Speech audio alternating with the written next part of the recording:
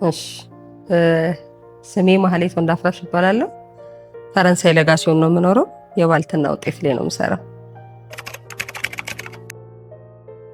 ኦኬ አጋጣሚ ሶሻል ሚዲያ ላይ ነው ያየሁት፣ ቲክቶክ ላይ ያየሁኝ። በጣም ደስ አለኝ። በሳምንት ውስጥ ምናምን ሲሉ ደወልኩኝ መጀመሪያ። ከዛ መጣው በጣም በጥሩ ሁኔታ አስተናገዱኝ። ብድሩን ወሰድኩ፣ በጥሩ ሁኔታ መለስኩ። ንግድ ማስፋፊያ። አዎ ሄኖሲስን ሳገኘው ደወልኩ መጀመሪያ።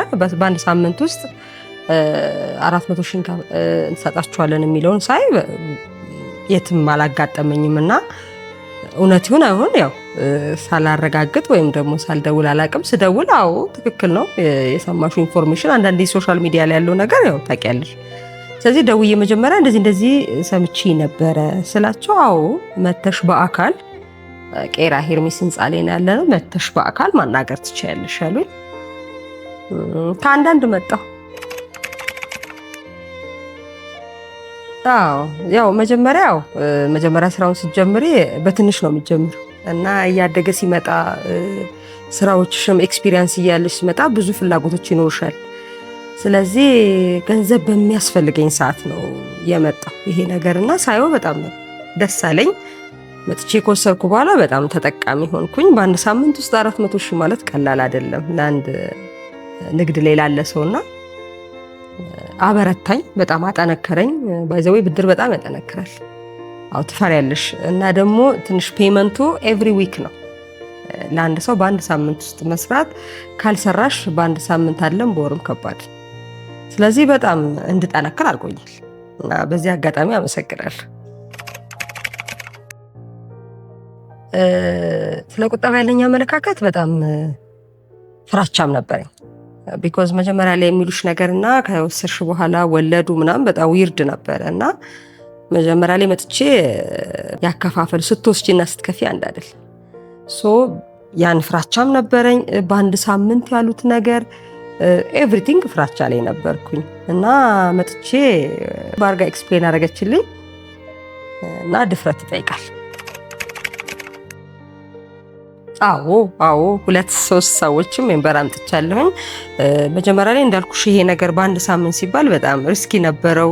ሰው ታማክሪያለሽ፣ ኧረ እንደዚህማ የለም ምናምን ብለው ነበር። ኦብቪየስሊ በሳምንት ውስጥ የሚሰጥ ብድር ቁጠባ የለም። ስለዚህ ያው ካልደፈርኩ ደግሞ ስለማይሆን ከዛ በኋላ ግን የኔን አይተው ብዙ ልጆች መጥተዋል። ከተቀላቀልኩ ኦልሞስት 1 ዓመት ሆነኝ። 1 ዓመት ከ3 ወር ሆነኝ። በተቀላቀልኩ ወዲያውኑ ሰጡኝ። በ6 ወር ውስጥ ከፍዬ ጨረስኩ። አሁንም አባል ነኝ። ባስፈለገኝ ሰዓት ደግሞ በእርግጠኝነት እመጣለሁ። ቅሬታ አልነበረኝ ቢኮዝ እፎይታም ሰጥተውኝ ነበረ። 1 ወር እፎይታ ሰጡኝ። ያችን የጥሞና ጊዜ አሰብኩበት። ከዛ በየሳምንቱ ከፍል ነበረ። ፕላስ ደግሞ የማመሰግናቸው አንዳንዴ መዘናጋት ይኖር ነበርና ይደውሉልኝ ነበረ ፔመንቱ እንዳይበዛ ማለት ነው። እና በዚህ አጋጣሚ አመሰግናለሁ።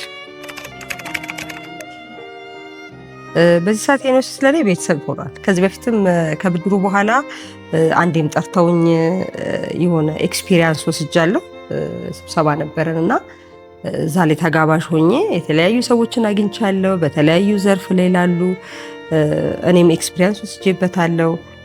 ከዛ በኋላም እንደዚህ መውሰድ የሚፈልጉ ልጆች ጋር የተወሰነ ስልጠና ኤክስፒሪየንስ ልምዴን አካፍዬ ነበርና እሱ ለኔ ኤክስፒሪየንስ እና አመሰግናለሁ።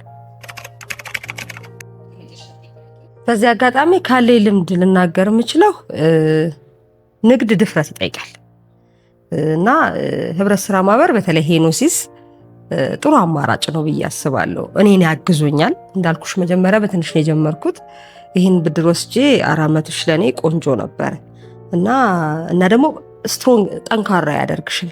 እዚህ ጋር ብድር አለኝ ኤቭሪ ዊክ ኤቭሪ ማንዝ መካፍለው ብር አለ ብለሽ ስለምታስቢ መዘናጋት አይኖርም እና ይቆጥብሻል፣ ይሰበስብሻል። ስለዚህ በዚህ አጋጣሚ ማንም ባይፈራ ቢበደር ተበድሮ ግን መመለስ እንዳለ ለዛ ስራ ማዋል እንዳለበት እመክራለሁ። ያለኝን ልምድ አካፍላለሁ። አመሰግናለሁ። እሺ እናቴ።